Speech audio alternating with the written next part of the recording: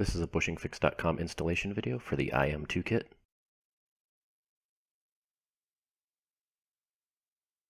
You'll receive 3 pieces in your kit: a bushing, an installation driver, and a retaining cup. You'll start by putting the bushing onto the installation driver as shown. And you'll want to look at your cable end and identify which way the shift lever pin went through.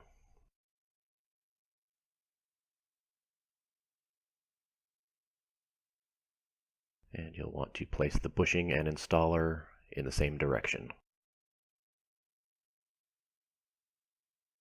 Place the retaining cup over the pin on the driver.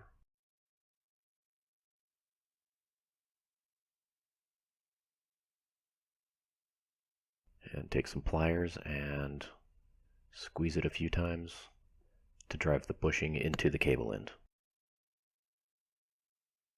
Now, depending on the thickness of your cable, the pin on the installation driver may protrude through the cup, so if that happens, you may need to move the pliers out of the way as you squeeze it into place.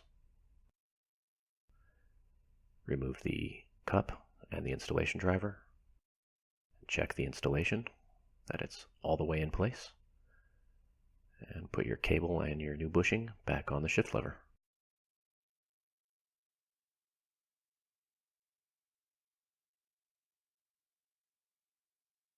That's it, you're done. Thanks for watching.